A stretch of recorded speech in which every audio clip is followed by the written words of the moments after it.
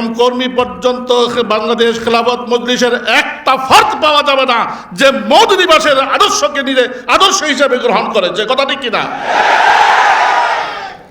তারপরেও কেন আজকে প্রয়োজন দেখা দিল আমাদের এই আলোচনা সভার আয়োজন করার?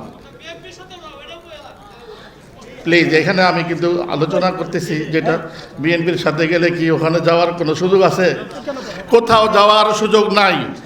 কিন্তু যেহেতু আমি এখন ইসলামী বলি না, আপনাকে আমিও নিজেকে ইসলামী বলি না, এই জন্য এভাবে কথা না বলি। আমাদের হযরতের বক্তব্যের সময় একটা ব্যাড সাউন্ড হয়েছিল, আমরা অত্যন্ত দুঃখিত। আমরা হযরতের কাছে ক্ষমা প্রার্থী। হযরত যেন এটা কোনো কিছু মনে না করে, এত মানুষের মধ্যে কে একটু কথা বলেছে, আমরা এই কথাটাকে আমাদের এই পুরো আলোচনা থেকে সরাইয়া দিলাম। আল্লাহ তাআলা আমাদের হযরতের ইজ্জতকে আরও উঁচু করে দেন। প্লিজ, যে কথা বলছিলাম যে দুই দিকে ভাগ হয়েছি, কিন্তু কেউ কারো আদর্শ হাওলাত করতে আমরা সেখানে যাই নাই। কথা ঠিক কিনা?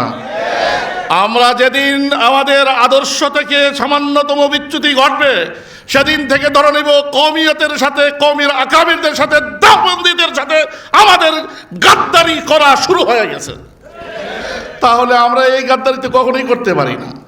নির্বাচনী একটু খেয়াল রাখতে হবে আমাদের ছাত্র ভাইদের মাধ্যমে এটা হয় ফেসবুকের মধ্যে। তারা আসলে তো স্বল্প বুঝের আবেগী, এজন্য নিজেকে ধারণ করে এমন যে আমি মওদুদিবাদের সেভ করলে বোধ হয় আমি বেশি খেলাফতি হয়ে যাব। এমন দুই একজন অবিবেচক ছাত্র ভাইদের মধ্যে আছে, যার কারণে একটা প্রচলন হয়ে ফেসবুকে একজনে দিলে একটা স্ট্যাটাস, এটার পক্ষে বিপক্ষে না দিলে তো ভালো লাগে না, এটা সুরসুরানি আছে। সেইখান থেকে আমাদের ছাত্র ভাইদের মধ্যে ভুল বোঝাবুঝির তৈরি হতে পারে, এই জন্য এই আয়োজন। কথা ঠিক কিনা? যেন কোনো ধরনের ভুল বোঝাবুঝি না হয়। রাসূল করিম সাল্লাল্লাহু আলাইহি ওয়াসাল্লাম ইহুদিদের সাথে সন্ধি করেছেন, মুশরিকদের সাথেও কি সুলহ করলেন। রাজনৈতিক জীবনে রাসূল করিম সাল্লাল্লাহু আলাইহি ওয়াসাল্লাম এগুলো যেমন করেছেন, আদর্শের ক্ষেত্রে কতটা সচেতন ছিলেন।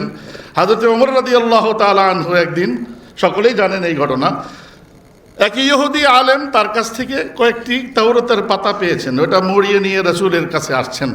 ভালো লাগছে কথাগুলো, এটা পেশ করেছেন রাসূল করিম সাল্লাল্লাহু আলাইহি ওয়াসাল্লামের সামনে। ফাতামাআরা ওয়াজহু রাসূলিল্লাহি সাল্লাল্লাহু আলাইহি ওয়াসাল্লাম, রাসূল করিম সাল্লাল্লাহু আলাইহি ওয়াসাল্লাম রাগে গোসায় চেহারা একদম কি হয়েছে, লাল হয়ে গেছে। আর বলেছে, ইবনে ওমর ইবনুল খাত্তাব, লাউ কানা মূসা ইবনে ইমরান হাইয়া লামা ইয়াসআহু ইল্লা আন ইয়াত্তাবিআনি।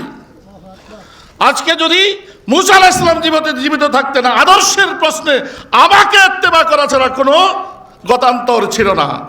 এটি হলো হাদিস। বিধায় আমাদের সর্বোচ্চ সতর্ক থাকতে হবে। আদর্শের ব্যাপারে আমাদের সামান্যতম ছাড় দেওয়ার সুযোগ ছিল না, এখনো নাই, ভবিষ্যতেও কেউ দিব না ইনশাআল্লাহ। আসলে যদি আরো একটু গোড়ায় যাই, তাহলে আমরা কারা, আপনারা কারা? আমরা গণতন্ত্রের কোনো পথযাত্রী নই কোনোভাবে।